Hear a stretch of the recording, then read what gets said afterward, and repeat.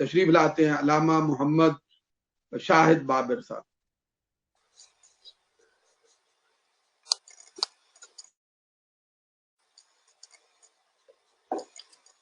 نحمده ونصلي ونسلم على رسوله النبي الأمين المكين الحنين الرؤوف الرحيم، أما بعد، فأعوذ بالله من الشيطان الرجيم، بسم الله الرحمن الرحيم،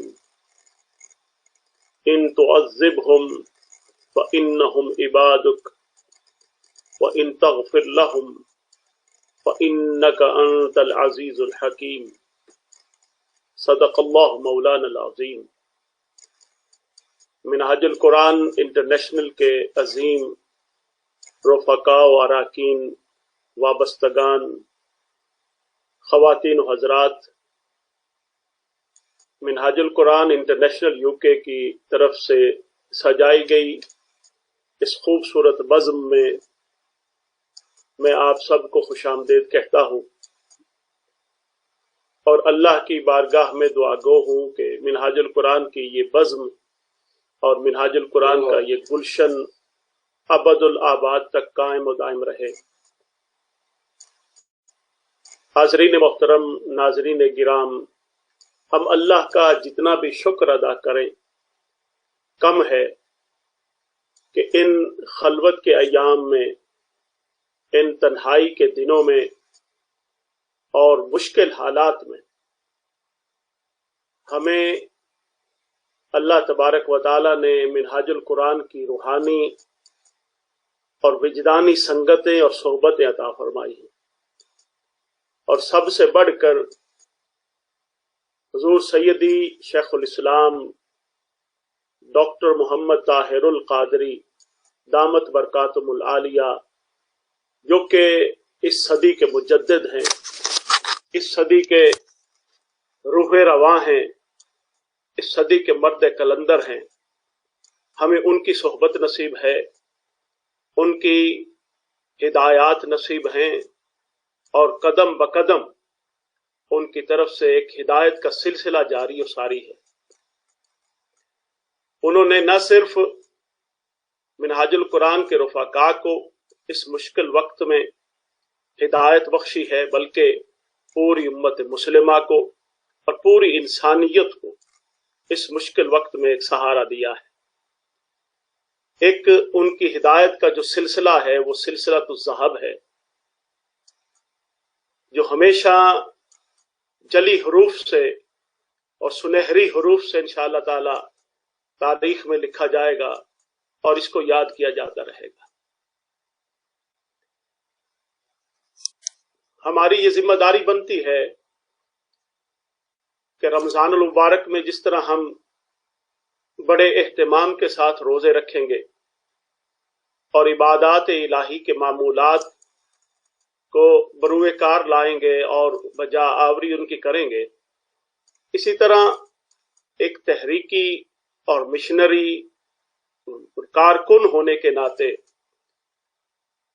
ہماری یہ ذمہ داری بنتی ہے کہ حضور سید شیخ الاسلام کے جو لیکچرز رمضان المبارک میں بالخصوص 40 روز تک آئیں گے، ان کو ہم روزانہ اپنے معمولات کا حصہ بنائیں، ان کو کم از کم ایک دفعہ اور زیادہ سے زیادہ جتنا ہمیں ٹائم اجازت دے وہ سنیں، اور ان کو اپنی سیرت و کردار کا حصہ بنائیں۔ جو مقصد حضور سید شیخ الاسلام کا وہ لیکچرز ڈیلیور کرنے کا ہے، اور ان خلوت ایام میں ہم ان کو سنیں، اپنے اندر غور و فکر کریں، جس موضوع پر وہ گفتگو فرمائیں اگر وہ برائی ہمارے اندر پائی جائے تو ہم اس کو ختم کریں، اور وہ خوبی اگر ہم اٹین کر سکتے ہیں تو اس کو کوشش کریں، اس کو حاصل کریں، تاکہ جب ان خلوت کے ایام سے ہم باہر نکلیں تو ہماری سیرت و کردار میں، ہمارے معاملات میں، ہمارے اخلاق میں ایک واضح تبدیلی نظر آئے، اور یہ کرونا کا جو ابتلا ہے یہ ہمارے لیے ایک بہت بڑی نعمت ثابت ہو جائے۔ ناظرین گرامی قدر، میں یہاں پر ایک شعر آپ کی نظر کرنا چاہوں گا جو کہ حضور نبی پاک صلی اللہ علیہ وسلم کی رحمت و کرم کے حوالے سے ہے۔ حضور کی رحمت کو دیکھنے کے دو زاویے ہیں، دو اینگل ہیں، اس شعر میں دونوں بیان ہوئے ہیں۔ ایک شعر یہ ہے کہ بڑی مشہور نعت ہے، ابھی محترم علامہ عادل قاسمی صاحب نے بہت خوبصورت کلام پڑھا اور ایمان تازہ ہو گیا، اور انہوں نے گنبد خضرا تک ہمیں پہنچا دیا۔ مگر ہم گناہگار ہونے کے ناطے سے اگر دیکھیں، اور ایک ہے حضور نبی پاک صلی اللہ علیہ وسلم کی رحمت کے حوالے سے گناہگار ہونا دیکھنا، تو شعر میں ہے کہ ان کا گناہگار ہو تو چاہیے کرم، ان کا گناہگار ہو تو چاہیے کرم، ان کے کرم کو بھی تو گناہگار چاہیے، ان کے کرم کو بھی تو گناہگار چاہیے۔ مدینہ پاک کا تصور اپنی آنکھوں میں لائیں، آج سے 2 ماہ پہلے مدینہ کی رونقوں کو دیکھیں، مدینہ پاک کے بھرے بازاروں کو دیکھیں، مسجد نبوی کی حسین و جمیل گلیوں کو دیکھیں، ان کے اندر رونقیں، ان کے اندر بہاریں دیکھیں، دل دھرنے کی جگہ نہیں ہے۔ غلامان مصطفیٰ تڑپ تڑپ کر ایک ایک انچ پر ان کی جبین وہ اس چیز میں تڑپتی ہے کہ ہم یہاں بھی سجدہ کر لیں، ہم یہاں بھی سجدہ کر لیں، ہم یہاں بھی سجدہ کر لیں۔ وہ قدم قدم پر برکتیں لوٹنے کے لیے عاشقان زار وہ مضطرب رہتے ہیں، کبھی جنت البقیع میں جاتے ہیں، کبھی گنبد خضرا کے سائے میں بیٹھتے ہیں، کبھی حضور کی سنہری جالیوں کے سامنے جا کر سلام نیاز عرض کرتے ہیں، کبھی حضور نبی پاک صلی اللہ علیہ وسلم کے قدمین میں بیٹھ کر مزے لوٹتے ہیں۔ اب وہ سارے کا سارا منظر اگر ہم اداس ہیں، حضور کی امت اداس ہے، حضور کی امت کے عاشق اداس ہیں، حضور سے محبت کرنے والے اداس ہیں، تو یقیناً نبی پاک صلی اللہ علیہ وسلم کی گنبد خضرا کی فضائیں بھی اپنے عاشقوں کے لیے اداس ہوں گی۔ حضور نبی پاک صلی اللہ علیہ وسلم کا مواجہ شریف بھی اپنے عاشقوں کی آنسوؤں کو دیکھنے کے لیے اداس ہوگا۔ نبی پاک صلی اللہ علیہ وسلم کی مدینہ پاک کی گلیاں بھی اداس ہوں گی۔ ان پر اداسی کا ایک منظر ہے جو عاشقوں سے برداشت نہیں ہوتا۔ دوستان مکرم، کسی شاعر نے اس منظر کو اسی شعر میں بند کیا کہ ان کا گناہگار ہو تو چاہیے کرم۔ ہمیں یقین ہے کہ ہم گناہگار، ہم خطا کار، ہم مجرم ہیں، جس کا نتیجہ ہم بھگت رہے ہیں کہ اللہ نے اپنے در کا دروازہ بھی بند کر دیا، اپنے حبیب کا دروازہ بھی بند کر دیا، اپنے تمام گھروں کو ہمارے اوپر بند کر دیا۔ ہمیں اور ہمارے گناہوں کا، ہماری کرتوتوں کا نتیجہ ہے۔ مگر ان کی رحمت کے اینگل سے دیکھیں، حضور کی رحمت کے زاویے سے دیکھیں تو ان کے کرم کو بھی تو گناہگار چاہیے۔ ہم گناہگار ہیں، یقیناً ان کے کرم کو بھی گناہگار درکار ہیں۔ ہم حضور نبی پاک صلی اللہ علیہ وسلم کی بارگاہ میں ان کی رحمت للعالمین کا صدقہ دے کر، واسطہ دے کر عرض کرتے، یا رسول اللہ، ہم آپ کا کلمہ تو پڑھتے ہیں، ہم آپ کے سچے سچے عاشق محب نہ سہی، مگر حضور منہاج القرآن کی اس عظیم بستی کے اندر آپ نے ہمیں رکھا، حضور سید شیخ الاسلام کی صحبت و سنگت میں ہمیں رکھا، جو آپ کا سچا عاشق ہے، جو ہر دل میں عشق رسول کی شمع جلانا چاہتا ہے۔ ہم ان کے غلام ہیں، ان کی رفاقت کا دم بھرنے والے ہیں، آپ کے عظیم مشن کی نوکری کرنے والے ہیں۔ یا رسول اللہ، ہم گناہگار صحیح، مگر آپ کے گناہگار کو بھی، آپ کے کرم کو بھی تو گناہگار چاہیے۔ اور یا رسول اللہ صلی اللہ علیہ وسلم، ہم آپ کے صدقے سے اب مولا کی بارگاہ میں بھی ملتجی ہیں۔ یقیناً اگر آپ کے کرم کو گناہگار چاہیے تو اللہ کی رحمت بخشش کو بھی گناہگار چاہیے، جو آپ کے ذریعے سے انشاءاللہ ہمیں ملے گی۔ اور رمضان المبارک کی وہ ساعتیں، یہ جو اللہ تبارک و تعالیٰ نے ہماری بخشش کا اہتمام کر کے بھیجا ہے، ان رمضان المبارک کی مبارک ساعتوں میں انشاءاللہ تعالی حضور کی امت کے آنسو، گناہگاروں کے آنسو مولا کی بارگاہ میں جائیں گے، اور اللہ کے عرش کو انشاءاللہ تبارک و تعالی وہ آنسو اور ہماری دعائیں اور ہماری آہیں انشاءاللہ تعالیٰ اپنی رحمت برسانے پر مجبور کریں گے. اللہ کی طرف سے یقیناً رحمت کی بارش ہوگی، اللہ کی بخشش کی بارش ہوگی. نبی پاک صلی اللہ علیہ وسلم کی یہ حدیث پاک بخاری شریف کی ہے، آپ کی صحیح مسلم شریف کی.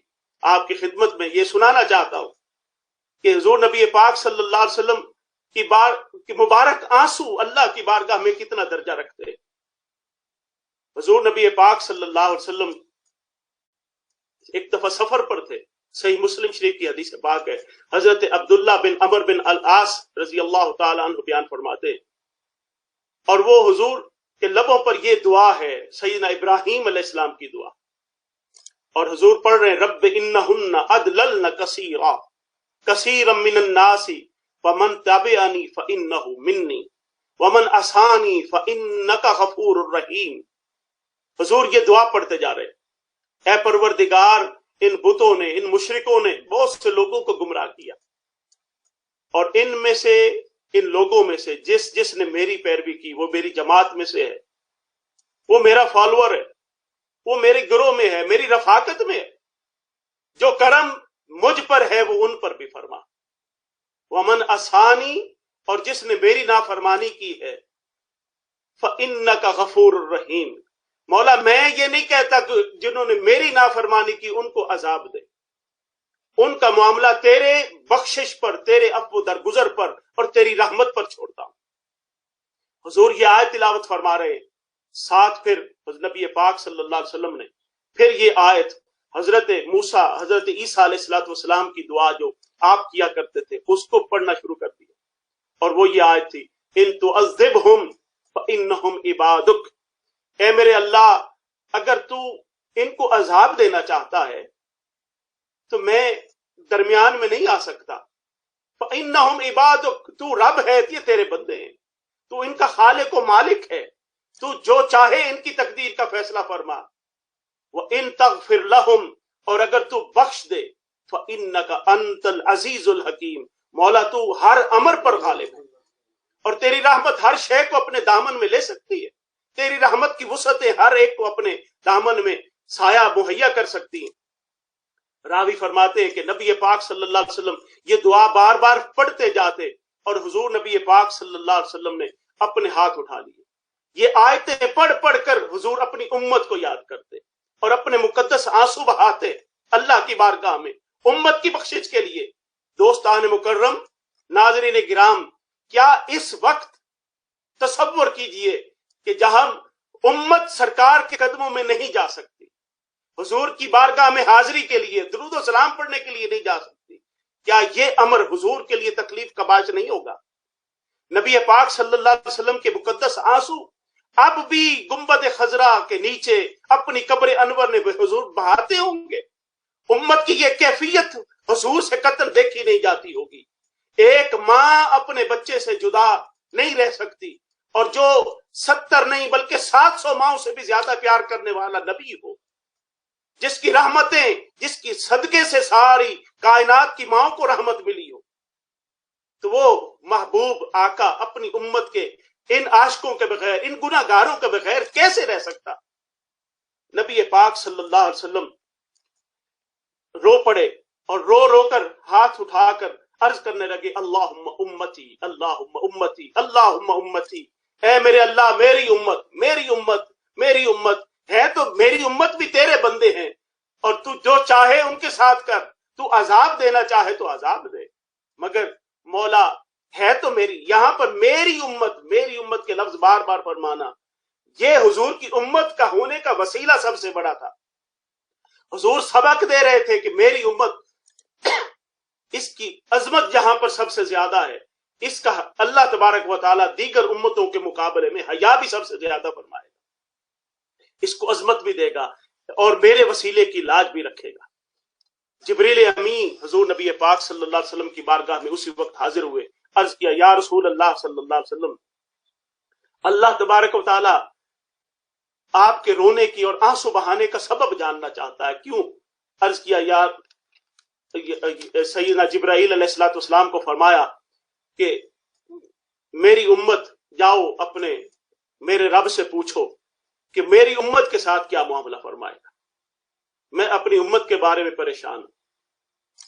جبریل امی اسی وقت گئے اور واپس جواب لے کر آئے، اور اللہ تعالیٰ نے فرمایا اے پیارے حبیب، میں یہ خوشخبری دیتا ہوں کہ میں آپ کو آپ کی امت کے بارے میں پریشان نہیں کروں گا. آپ کو کسی قسم کا دکھ انشاءاللہ تعالیٰ آپ کی امت کے حوالے سے نہیں ہوگا. یہ موقع ہے ایسا کہ یہاں پر ہم حضور نبی پاک صلی اللہ علیہ وسلم کے مقدس آنسوؤں کا صدقہ دے کر رب کی رحمت سے سوال کریں. حضور جب بھی امت کو تکلیف میں دیکھتے، حضور اپنے مقدس آنسو بہاتے. کوئی قحط آتا، کوئی پریشانی آتی، نبی پاک صلی اللہ علیہ وسلم کی چہرہ پاک پر آنسوؤں کی چھڑی، حضور کے رخسار آنسوؤں سے تر ہو جاتے، حضور کے ریش مبارک آنسوؤں سے تر ہو جاتے. دوستان مکرم، ہمارے پاس اس سے بڑھ کر کوئی شے نہیں. سب سے پہلے نسبت حضور سید شیخ الاسلام کی ہے، مشن منہاج القرآن کی ہے، پھر تاجدار کائنات صلی اللہ علیہ وسلم کی کالی کملی کا صدقہ ہے، پھر حضور کے صدقے سے یہ کل سے ہمارا جو انشاءاللہ تعالیٰ کل شام سے رمضان المبارک کا عظیم برکتوں، بخششوں اور رحمتوں کا مہینہ شروع ہو رہا ہے.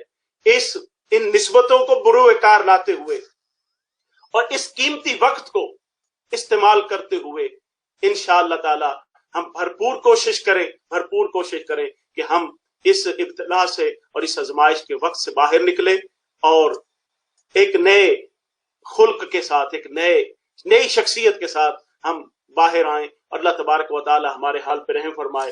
آخر میں بس دو چیزیں میں عرض کرنا چاہتا ہوں. چند چیزوں کی طرف محترم ڈاکٹر رفیق حبیب صاحب نے اشارہ فرما دیا. رمضان المبارک کا آغاز منہاج القرآن انٹرنیشنل اور BCIG کے تمام سکولرز کے متفقہ فیصلے سے انشاءاللہ تعالی کل شام سے ہوگا اور روز ہفتہ پہلا روزہ ہوگا انشاءاللہ. اسی طرح ایک گزارش بڑی اہم ہے. آپ کو معلوم ہے یہ ساری ایکٹیویٹیز جو مراکز پر ہوتی تھی وہ اب گھروں میں بیٹھ کر ہو رہی ہیں. مصروفیات اسی طرح چل رہی ہیں. مراکز کی جو جتنے بھی اخراجات ہیں وہ بھی چل رہے ہیں. منہاج القرآن کے جتنے مراکز ہیں ان کے سب اخراجات ویسے ہی چل رہے ہیں. کیونکہ بس فرق اتنا پڑا کہ وہ ساری کی ساری ایکٹیویٹیز گھروں میں شفٹ ہو گئی، مگر مرکز کے اخراجات اسی طرح ہیں اور ان کے جتنے بھی معاملات ویسے ہی چل رہے ہیں. یہ ہماری سب کی ذمہ داری بنتی ہے، رفقا کی، اراکین کی، وابستگان کی، محبت کرنے والے جتنے بھی پارٹیسپینٹ ہیں وہ منہاج القرآن کے مراکز کی مالی معاونت اسی طرح جاری رکھیں جیسے پہلے رکھتے تھے. ہر بندہ اپنے اپنے مرکز کو مالی طور پر کمزور نہ ہونے دے. اپنا تعاون رمضان المبارک میں بھرپور بڑھ چڑھ کر کرے. اسی طرح MWF کے جتنے پروجیکٹس ہیں ان کی لک آفٹر کرنا ہماری سب کی ذمہ داری ہے. اور دیکھیے کہ منہاج القرآن کے رفقا، MWF کے جتنے رضاکار ہیں، آپ پوری دنیا میں دیکھ رہے ہیں کہ وہ متاثرین کی خدمت کے لیے سرگرم عمل ہے. آپ رمضان المبارک میں اپنی زکوٰۃ، اپنے صدقات، خیرات، ڈونیشن جتنے بھی ہیں وہ سب ان کو بھجوائیں. اور رمضان المبارک میں بالخصوص بے شمار لوگ ایسے ہیں جو کماتے تھے اور کھاتے تھے، اب ان کی کمائی کا سلسلہ بند ہو گیا. میں ذاتی طور پر کئی لوگوں کو ایسے جانتا ہوں جو بالکل سفید پوش تھے، اچھا کماتے تھے، مگر اب بالکل ٹھپ ہو کے بیٹھ کے ان کے پاس روٹی کھانے کے لیے نہیں ہے. اب ہماری ذمہ داری بنتی ہے کہ ہم بھرپور طریقے سے MWF کو سپورٹ کریں، فوڈ پیکیجز اپنے لوگوں تک، اپنے بھائیوں تک، مسلمان بہن بھائیوں تک پہنچائیں، اور اپنے ڈونیشنز اور فطرانہ بالخصوص ان ٹائم رمضان المبارک کا جو بعد میں ہم نے دینا ہے وہ ان ٹائم دیں تاکہ ان تک پہنچایا جا سکے. اللہ رب العزت ہمارے حال پہ رحم فرمائے اور منہاج القرآن انٹرنیشنل UK کی اور بالخصوص سید علی عباس بخاری شاہ صاحب کی یہ کاوش قبول و منظور فرمائے اور حضور سید شیخ الاسلام کا سایہ ہمارے سروں پر تا دیر قائم فرمائے اور مشن منہاج القرآن پر ہماری زندگی اور ہماری موت ہمیں نصیب فرمائے. وما علینا الا البلاغ. اللهم صل على سيدنا مولانا محمد وعلى آله وصحبه وبارك وسلم.